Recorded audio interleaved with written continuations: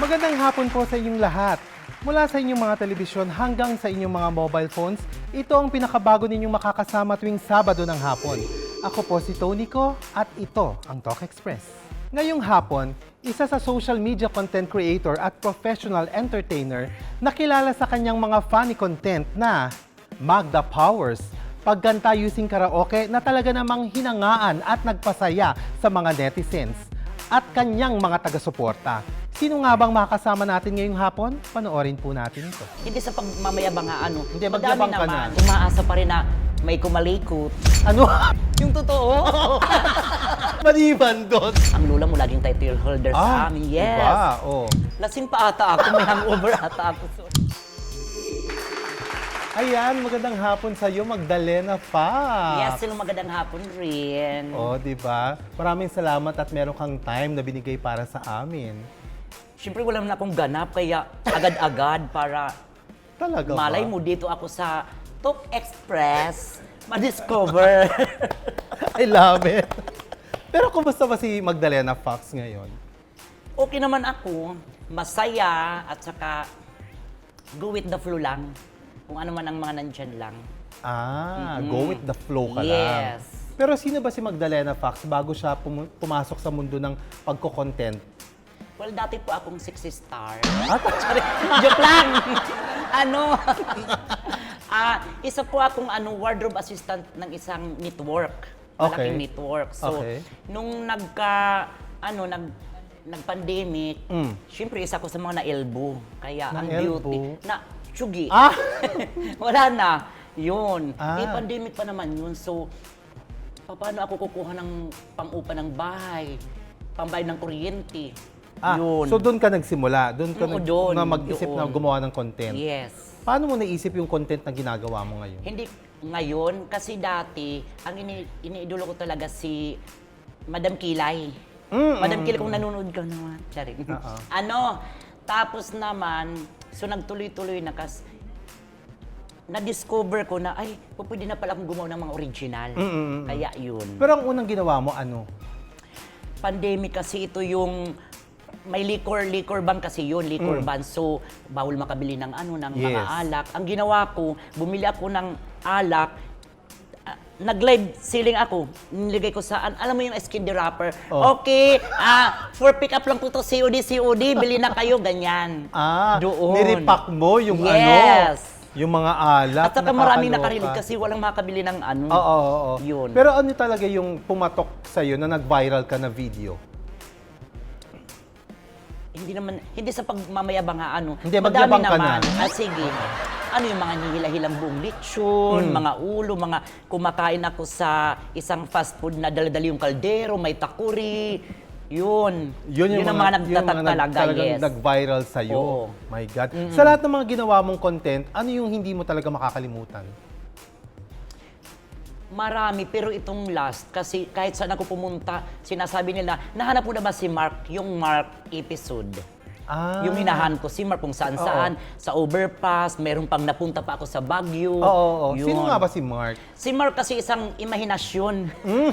Pero sana maging totoo siya. Sana malay mo dumating sa naman- buhay ko si Mark. Malay mo Ganun. naman dumating talaga si Mark sa totoong buhay sa'yo. Pero may inaabangan ka bang talagang Mark sa buhay mo? Wala kasi ako ngayon, ilang beses na rin akong umibig, nasaktan, nabigo, pero sa edad kong to, syempre, umaasa pa rin na may kumalikot. Ano? Mayroong magmahal, kumatok sa aking puso. Nawawala ako sa'yo. Yes. Merong dumating na magmamahal Oo, sa'yo. yes. Oo, at kakalikot. Yes, at Okay. syempre mag-alaga ng aking harden. Ganun. Okay. Bago mo pasukin ang pagiging isang content creator, ano yung mga ginawa mong trabaho dati? Bago ka gumawa ng mga content.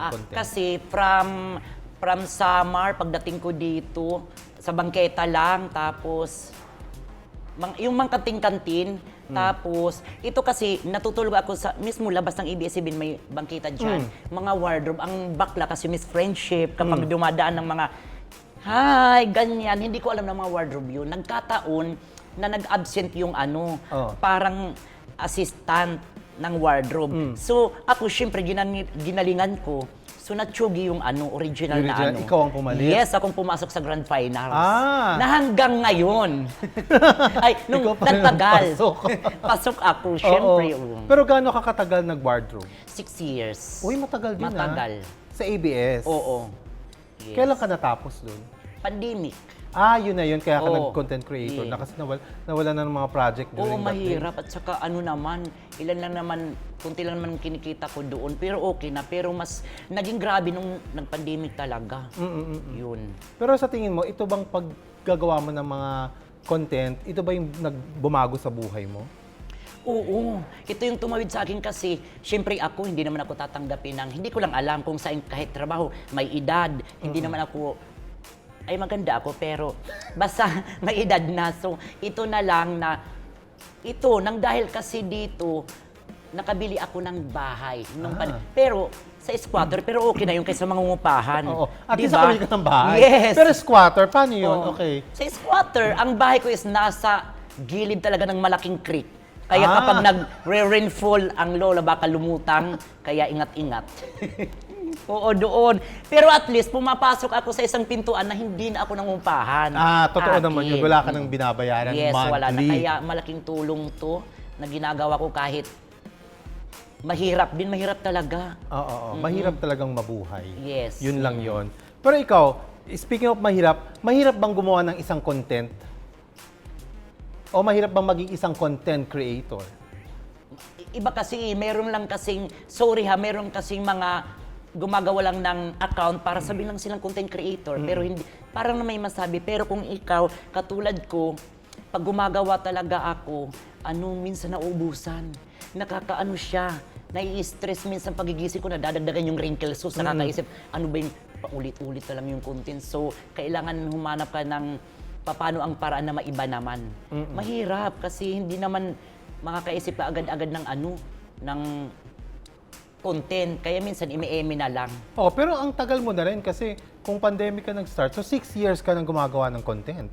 Na hindi pa, siguro mga 4 years ang seryoso. Yung una, hindi naman O yung seryoso. laro-laro lang, Oo. ganun. Pero ngayon, at least ngayon, pinagkakakitaan mo na talaga ito. Oo, yes. Ito na yung bumubuhay sa'yo. Yes, at kahit paano, hindi naman sa pag-ano, kahit paano minsan may nakakilala sa akin, meron din mga umaaligid-aligid sa akin, mga boys. Ay, yun ang masaya sa parte na yon. Pero sa ngayon kasi, very strict na ako pagdating sa mga boyfriend. Paano strict? Kung hindi ka pasok sa aking qualification, no. Ang taray. Kailangan papasok ka sa aking requirements. Requirements. O sige. Siyempre, dumako na tayo sa ating isang tanong, isang sagot na ni. Ayan. Ay, Gusto ano mo yun? yan? May pa ganun? Anong isang pangyayari sa buhay mo na hindi mo makakalimutan? Pangyari sa buhay ko? Hindi, sa buhay ko. Okay. Siyempre, yung kalagayan ko sa probinsya. Yes. Doon ka talaga nagsimula. Ano yung kalagayan mo sa probinsya? Mahirap, siyempre. Yun ang hindi ko makalimutan yun. Paano mahirap? Mahirap siya, siyempre yung ako. Ito yung pinakamahirap sa akin na yung gender identity ko. Kasi siyempre, pag alam mo namang probinsya, hindi tanggap ng mga morjay, parjay. So, ang lola mo naranasang itali sa nyug, puno ng nyug talaga. Literal. Na ang nyug na yun, daanan pa ng private school. Yes. Sana kumuway-kaway ka na lang. Wala pa kung yun, mga pa lang ata ko nun, grade 6. Pero grabe, talagang tinali ka. Bakit? Kasi, sa mga interview kasi lagi ko itong sinasabi, baka masamain ng manunod yung mama ko, papa ko, na yun ang way nila ng pagdidisiplin, di ba, mga lumang panahon. Pero nung hindi ko pa naintindihan, galit na galit ako, ganyan-ganyan. Pero yung ngayon, naikukwento ko siya kasi maintindihan naman niya ni mama na sinasabi ko nun yun ang win ng kanilang pagre-respeto. Hindi, pero bakit ka nga nila tinali? Dahil kasi sa... dalaging-ding nga. Dalaging, okay. Oo, nawawala yung niya. Ano ba yan? So, hindi pa nila tanggap dati kung ano ka? Parang Hindi. ganun? Natanggap na lang ako nung mga, siguro mga 20, yung sumasali-sali na ako ng pageant kasi ang lola mo laging title holder sa amin. Yes. Diba? Maganda naman ako, bakas. Ang yabang ko, no, sorry naman. Hindi na, maganda ka naman. In fairness, tignan mo naman ngayon, yaman-yamanan ng effect mo Yes. ngayon, Diyos ko. Oo, pag walang pera ka, magyaman-yamanan. Pero ikaw, dumating ba sa point na sa'yo in life na naisip mong iwanan yung paggagawa ng content? Hindi. O ito na talaga ang gusto mong tahaking Oo, saan ako kukuha ng panggastos ko pang araw-araw na ito ang nagtawid sa akin. Kaya, alam mo ba, sa bawat content ko, ang sinasabi nila ay ganyan, pero gumagastos ako. Minsan ang gastos ko pa, hindi pa na ibabalik. Oo, yun. Yung mga lechon, mga ulo, sarili ko yun, hindi naman yun Kaso nga lang, nag-i-enjoy ako kasi pag nababasa ko yung mga comment, ganyan, ginaganahan ako. So, namumuhunan ka rin pala. Yes, oo. Sa paggawa ng mga content mo. Videographer ko pa. Kasi hindi ko, alam naman, ganyan-ganyan ko takbo-takbo. Mag-isa ka. Oo, di ba? Oo. Kailangan ako pa naman, kailangan, syempre dahil nagtrabaho ako sa isang network ng wardrobe, nakikita kung paano yung galawan nila. So, ako sa anggulo, sa framing. Wow, may framing. Iba. May pa-framing. Yes. Iba ka Oo. doon. Pero ikaw, meron ka bang biggest regret sa buhay mo? Biggest regrets? Regret? Regrets. Inulit ko. Kasi regrets? Anong tumatating?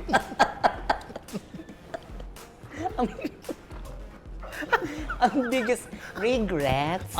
Dandarin lang na slow motion para hindi maano. Yung hindi ako nakapagtapos siyempre ng pag-aaral. Sabi ko, ang tigas, regrets. Ayun ang biggest regret mo sa buhay mo, yung hindi ka nakapagtapos ng pag-aaral. Wala ka bang planong balikan? Uy, pag nag-graduate ako ng college, senior citizen na, ang makukuha ko ay di na may mga 60%. Hindi na. Sorry. Hindi kasi ngayon, di ba? Uso ngayon yung meron kang online na nag-aaral ka para makagraduate ka, ganun. Hindi ba na. pumasok sa isip mo Kung na ilang taon balikan ako ngayon, senior citizen na ito bago ako mag-graduate. So yun ang regrets ko na hindi ako nakapagtapos. Okay. Kung ikaw may babalikan sa nakaraan mo, ano yung gusto mong ayusin? O itama? Pag-aaral ko. Yan pa rin, Yes, yun talaga.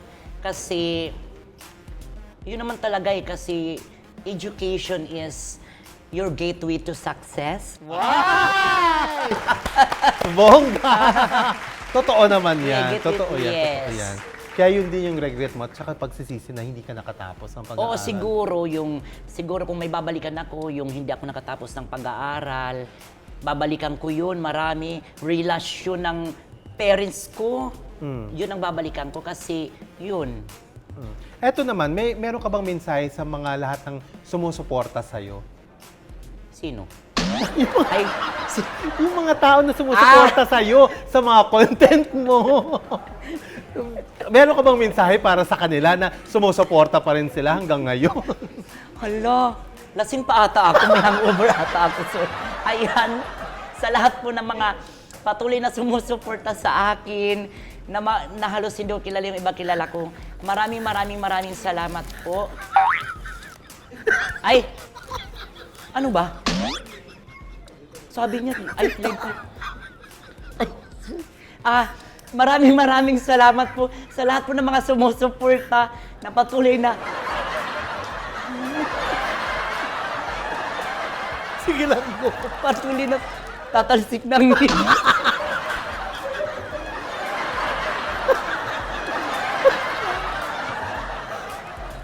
Sa lahat po ng mga patuloy na sumusuporta sa akin, maraming salamat po. Thank you so much sa mga comment at sa mga naniniwala sa akin. Yun. Yan. Yun. Oo. Yun ang mensahe mo sa kanila. Nagpapasalamat ka sa kanila. Ayan. Oo, nagpapasalamat ako, syempre. Okay, ang next segment naman natin ay tinatawag na Tanong Ko, Sagutin Mo. Magdalena. Okay, so ready ka na ba? Oo. Okay, kukumplituhin lang naman ang tanong sa pamamagitan ng isang sagot. Okay, si Magdalena Fox ay mahilig sa...